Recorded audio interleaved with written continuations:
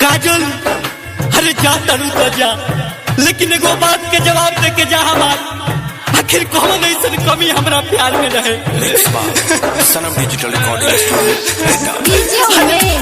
कौन ऐसी कमी हमारा प्यार में रहे जो हमरा के छोड़ के दूसरा के नाम के मेहंदी हाथ में रचा लेना? बतावा हमार काढ़ी करे जाए अपना संग ले जा हो, संग ले जा। कैसे जी दीवाना तो होके जुदा होके जुदा।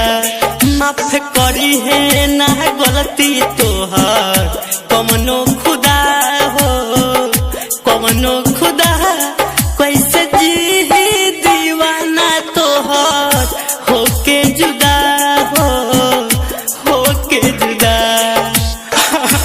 अरे तोरा बिना हम ना जी पाई। अरे काना कोई नहीं तोरा ला, काना कोई नहीं, सब कुछ तो त्याग देनी, सब छोड़ देनी। लेकिन आज तू हमरा के धोखा देता रू, ठीक नहीं के काजल, मर जाए तोरा बिना। तोहरे के लिए जिंदगिया मिटा दम हो, सुन लो 100 साल बन में बिता दम हो।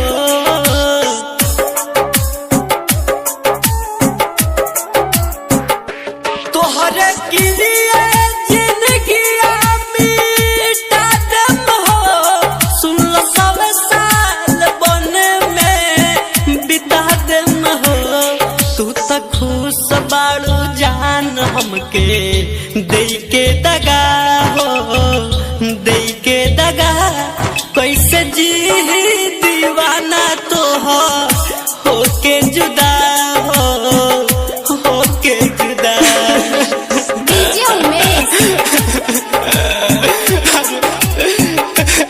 जान से ज्यादा चाहते।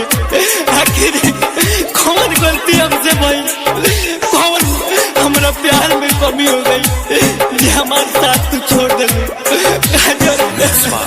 सनम डिजिटल रिकॉर्डिंग स्टूडियो। माफे करी तो भइले जवन भूल रानी हो, हमारा प्यार अभियो कइला कबूल रानी हो। सुनो तारू, बहुत तकलीफ बा। माफे करी तो भइले जवन भूल रानी हो, हमारा प्यार अभियो कइला कबूल रानी हो। नींद अखिया से गइल बा, होई के खफा हो, होई के खफा।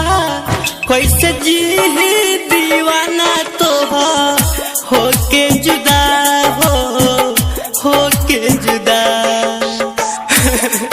काजल, अरे तू ही बतावा, इस दुनिया में सच्चा प्यार करे वाला के अगर इस सजा मिली तो इस दुनिया में केहू प्यार ना करी, केहू प्यार ना करी।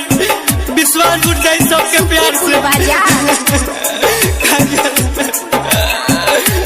राइटर सोहनम को बोला मोहब्बत करी, बेवफा बारू तोहरा लाना चाहत करी।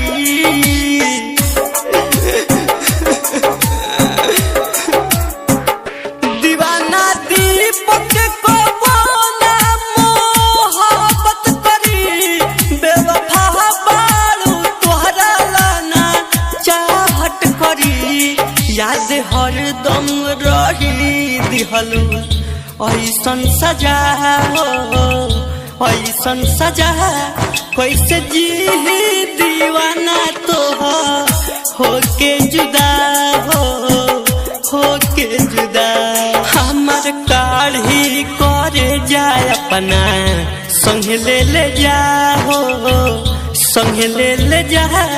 कैसे जी दीवाना तो होके जुदा होके जुदा।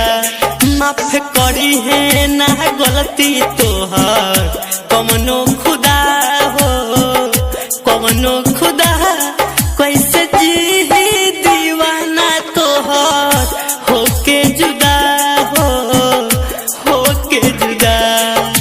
Mixed by Sanam Digital Recording Studio, Heta.